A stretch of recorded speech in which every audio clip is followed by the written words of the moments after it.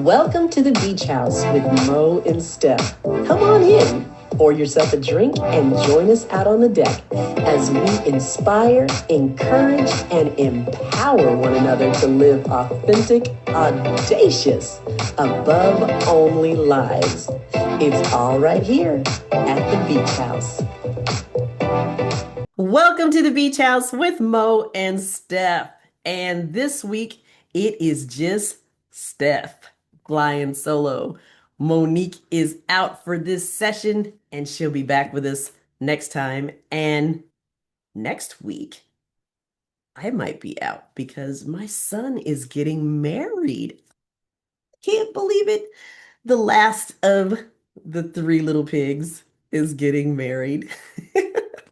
So I am like a happy, ecstatic mom because he and his fiance just closed on their very first house.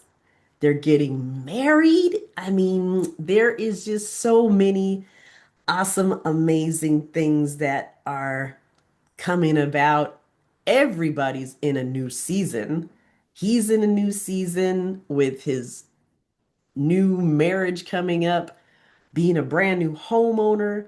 I'm in a new season because I am an empty nester now. And it just dawned on me that this is the first time in my entire life that I have lived by myself. Here I am at 58, and this is the first time that I have lived alone. It's like I moved out of my house when I was 18, but I had a roommate. And when I left from my roommate was when my husband and I shared a place together. So, other than my parents' house and, you know, friends and John, this is the first time I am going solo. I am so excited. I don't even know I don't even know where to start because there's so many opportunities and so many things that I'm excited about. And yeah, are there some little scary things in there too? Yeah, there are. But you know what?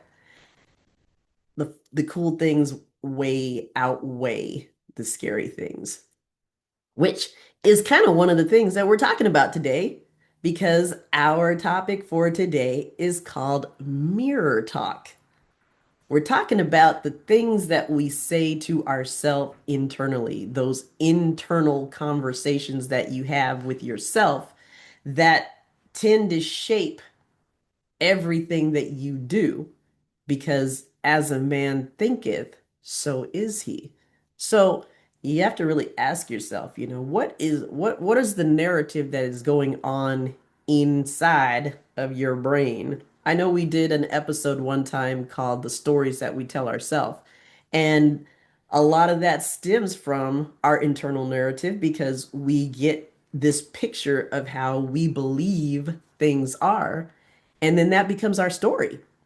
But where did that story come from?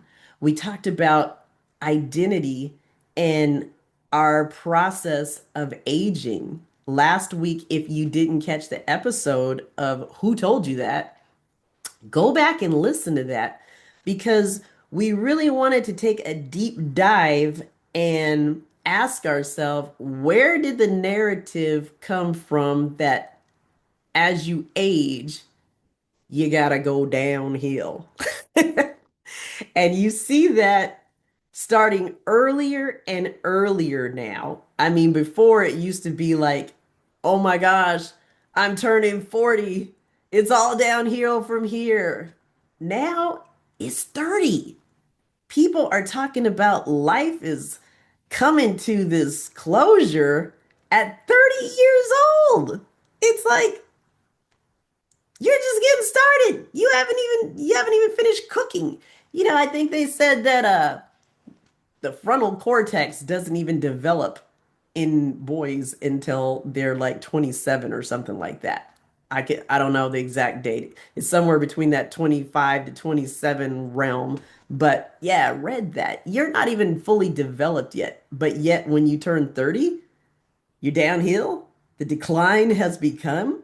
So no, where did that come from? So we actually went back to Genesis, back to the beginning, and look to see what was the intent that God had when he created us. What was the plan? And the plan was never for man to decline and break down and decay.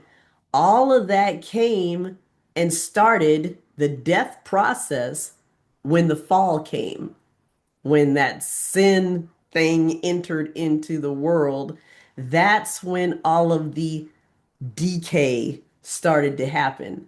And if you look back in history, it took how many years for that to happen? I mean, people biblically were living well into the five, six, 700, 800 year mark of life. So if you got to be 30 back then, basically, you were still a toddler. So if you didn't get a chance to look at that, make sure you go back and check that episode because we really got deep with that. And it rolls into where we are now is that mirror talk. What are we saying to ourselves? Where are we getting the ideas that we are not worth what we are, or we are not good enough, or we look a certain way? Where did that come from? It comes from the things that you are saying about yourself. You know, one of the one of the what is it?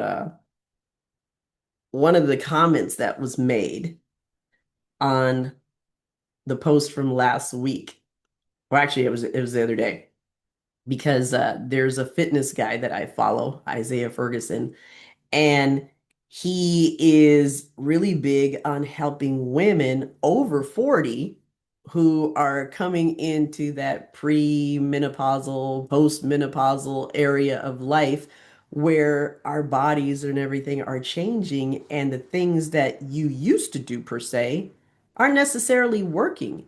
It's not that there's anything wrong, but it's that our bodies, our physical bodies, are actually changing.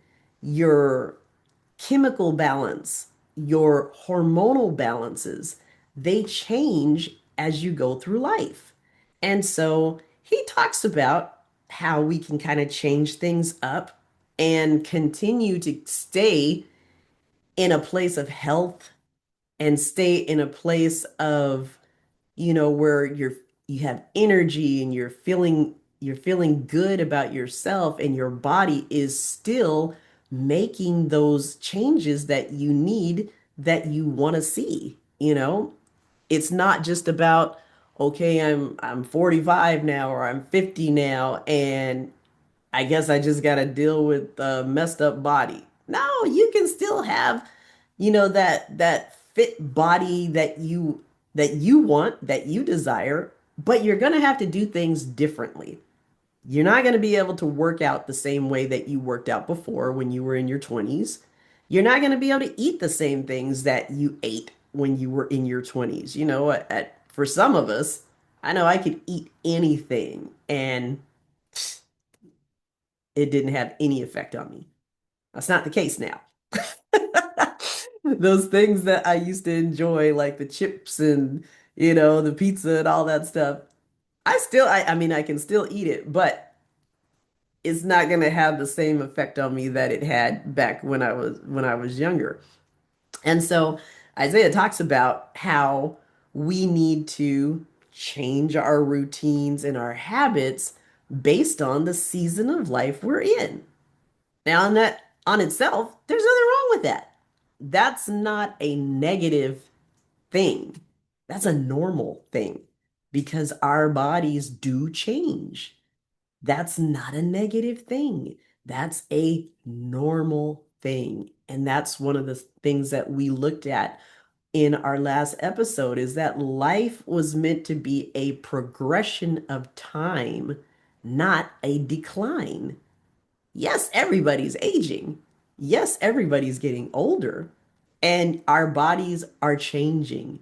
But it doesn't have to be in such a way that it's just unusable, that you're in a place to where you're so weak, so feeble, so sick that you can't do anything anymore, that you can't enjoy life anymore. So it's just a matter of changing up the way you do things. Not that I can't do them anymore. It's just I'm doing it differently. I'm not working out with a bunch of cardio like I was before. I'm doing more strength training now. I'm eating more protein now versus just whatever you feel like. But anyway, on that note, we had somebody that made a comment that said, "You're still young. Wait until you get to 60," was the age that they put down. And I looked at that and I'm thinking to myself, okay, how do I address this? Because I usually answer the comments on there. And I don't want to be insensitive or, rude or anything to anyone for anything that they might put on there. But we have to address that. Just wait until you. That is the narrative that covers a wide area of things. I remember when I was thinking about getting married, and people would say, "Well, just wait till you get married and wait till you hit 5 years." Or you guys are happy now, but wait till you get to this point. And I remember when I was pregnant for the first time, and I got told, "Well, you just wait until that baby gets here." And then it was, "Well, you just wait until they turn two, the terrible twos." Or you just wait until they get to be a teenager. And you know what? I didn't follow that narrative then, and I don't follow it now. My babies were babies. They cry. When they're not happy, they let you know it. That's what babies do. When my kids turned terrible twos, they were fine. Did they get upset? Yeah, they got upset sometimes because they're learning their world, and all they know is that I want that. And you have it, and you won't let me have it. And I want it. So yeah, I'm gonna cry about it. And we get through it. They weren't little tyrants. They were just acting like normal children. When they got to be teenagers, well, you just wait. They're gonna cause you all kinds of trouble. Nah, they didn't. They didn't cause me all kinds of trouble. They were great teenagers because we put the time and the energy into our family, and we spent time with our kids, and we talked to our kids, and we let them know what the expectations were that we had as a family. And so when we got to the teenage years, our kids just did what was normal and explored their surroundings in life. And we gave them the latitude to do that. And now they're all successful doing their thing. And, the last one's about to get married next week. And life was cool. I enjoyed being a parent. I enjoyed being a wife. I enjoyed life. I enjoyed my own life. So I never bought into that "you just wait" narrative, but there's a lot of people that do. And especially where our age is concerned, you just wait till those aches and pains start coming. You just wait until that arthritis shows up. Again, life is progressive. Here's what happens when you don't use your body, it stiffens up. You get aches and pains. That's not the end of the world. That's normal. When you go work out, if you do what you're supposed to do, you're gonna be sore. That's normal. That means that you actually worked your muscles. So these are not bad things. These are just normal, everyday life things. But we've learned to take those things and turn them into something that has been passed down, and we see it as a sign. Well, okay, I got a backache. Oh my gosh, I'm 48. My back hurts. This must be it. This is the end. I'm coming to the end. The decline is starting.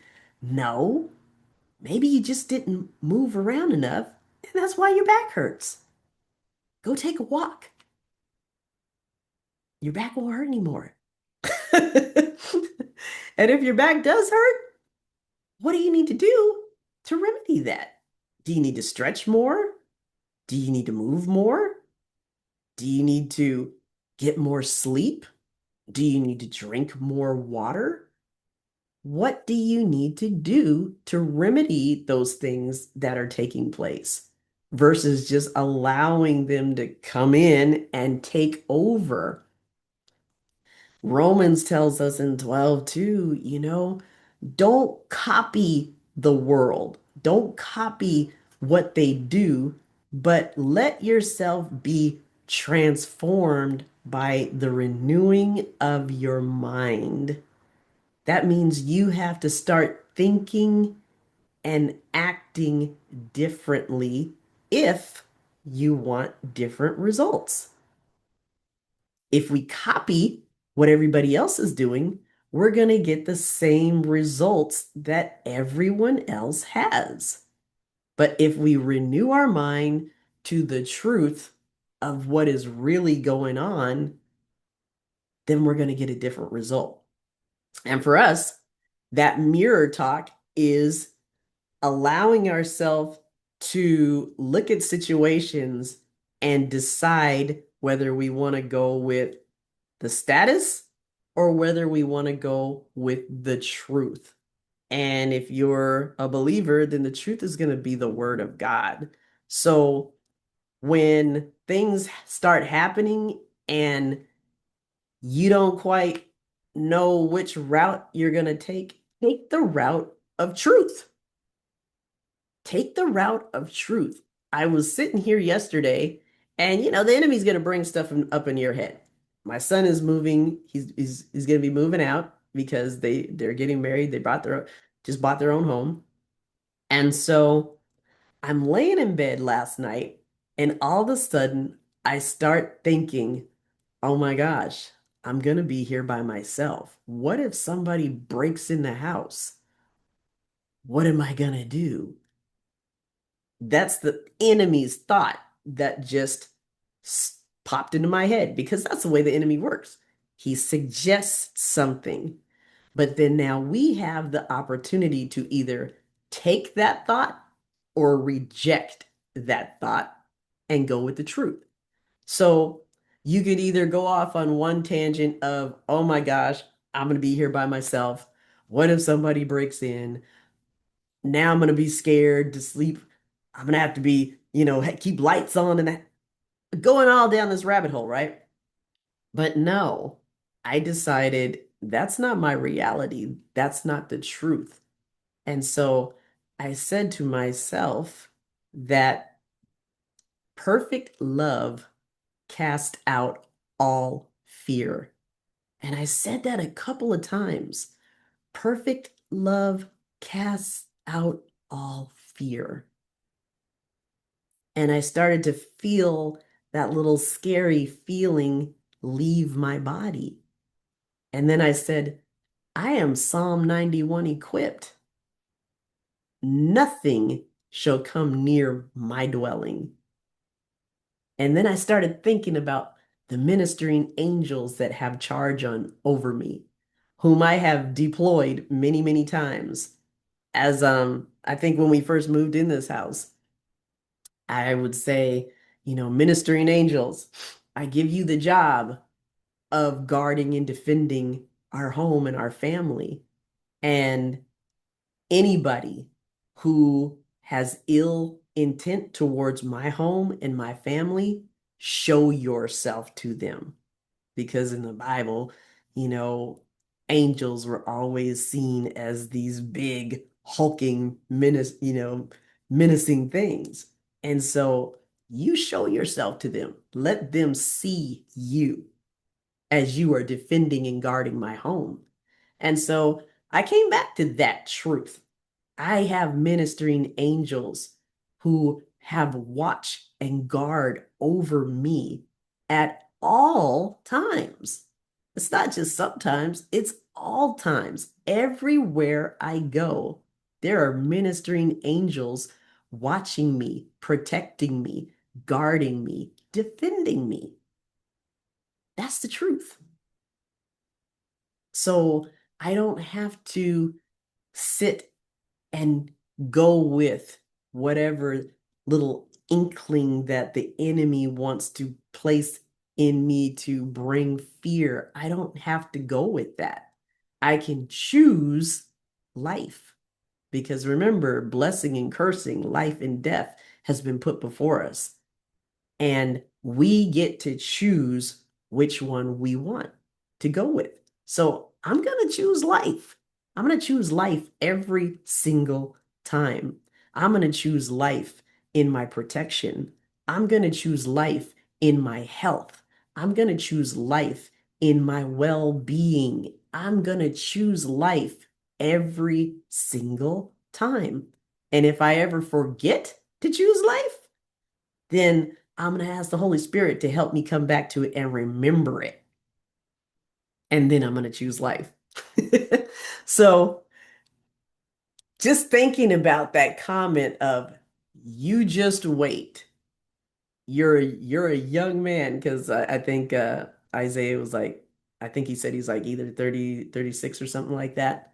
So this person has already decided that you, Mr. Young Guy, you just wait. Your turn is coming. And to that, I think Isaiah would probably say, just watch, because that's what I've chosen to say. Every time people gave me the you just wait and see, my answer was always, well, keep watching. Just keep watching because you're going to see what direction I'm going. And it's not the direction that you're going. So, yeah, here in the fifth decade of life, I don't take that narrative of just you wait and see because I already know what it says. And that's the narrative that I am choosing to go with. That's the one that I am choosing to believe. The truth of what God already said is done and finished. He's not working on it anymore. It's already finished. So all I have to do is just believe it and sit in it. And so that's what I'm going to do. And that's what I'm going to encourage anybody and everybody that I come in contact with is to choose to go with the truth. The truth about your aging process is that you were never meant to decline. You were just meant to progress and move through life with wisdom, with grace, and with love. Choose life. Choose life. That is the truth. That is the truth about aging. Now, you can follow the narrative of just wait and see. You can follow the narrative of as you age, you're going downhill. Things are going to break down and you're going to fall apart. And, hopefully you'll get through this life still being able to walk.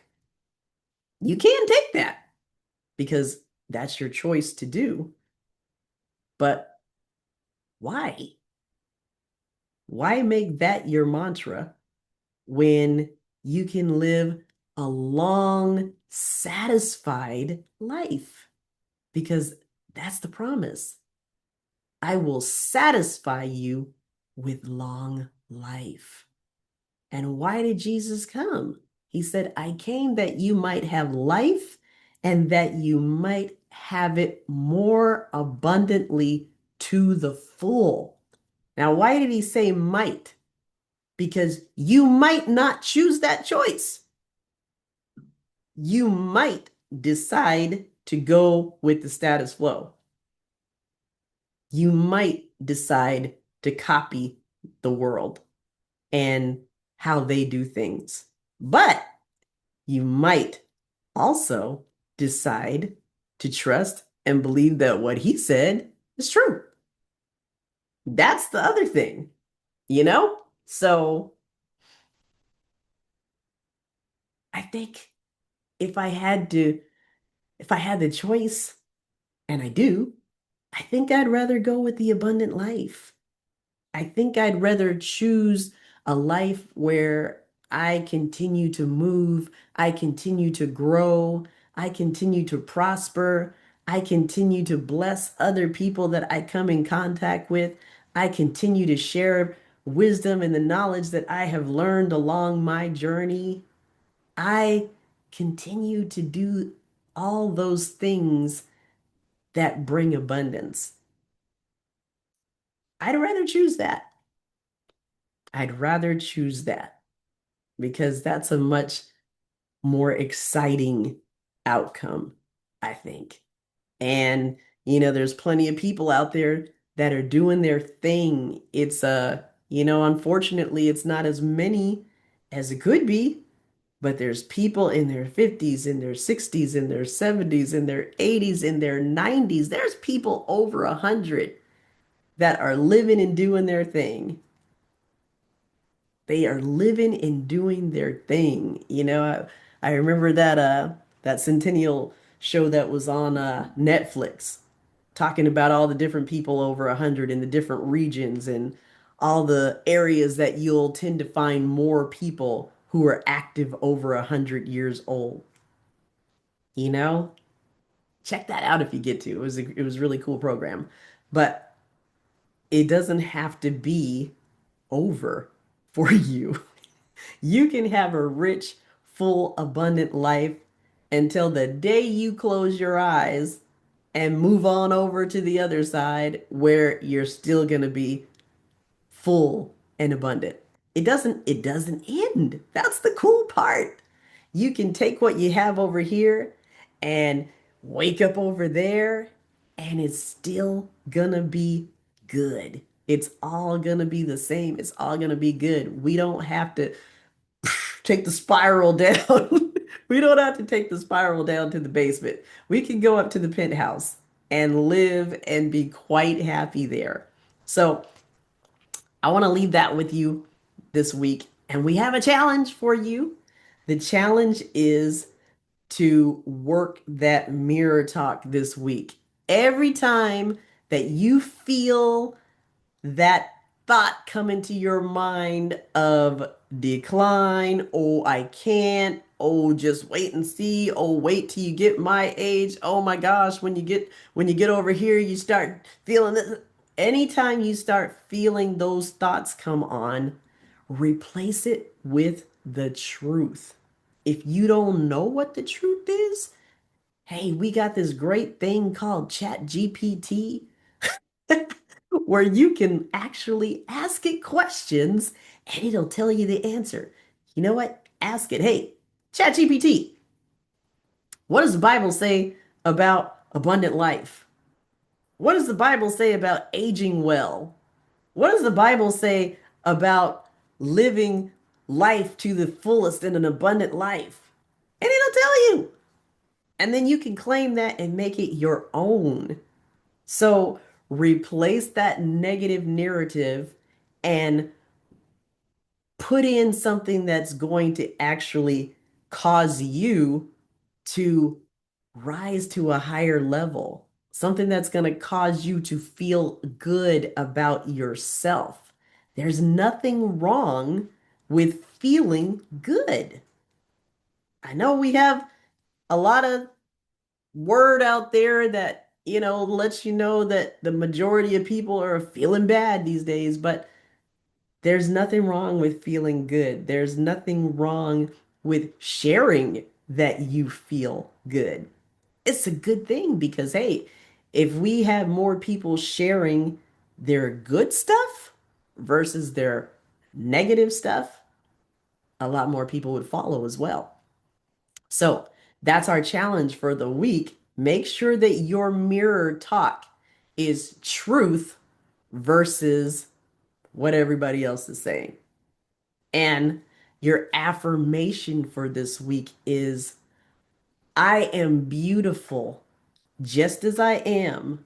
I am strong. I am powerful. I am filled with the love of God that carries me to the highest places and places me before the right people. All right, guys.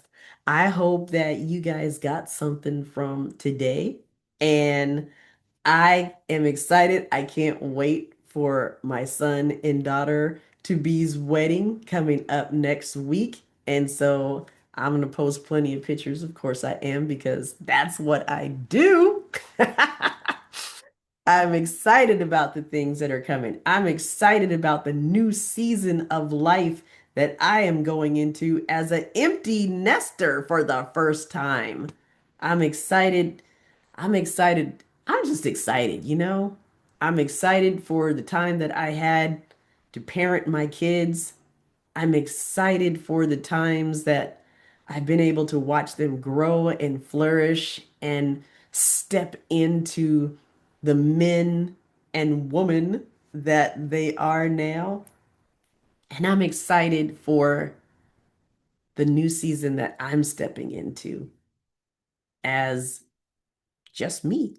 I changed my Instagram name to Just Being Steph because I'm excited about this new season in my life. And so I hope you guys are excited too.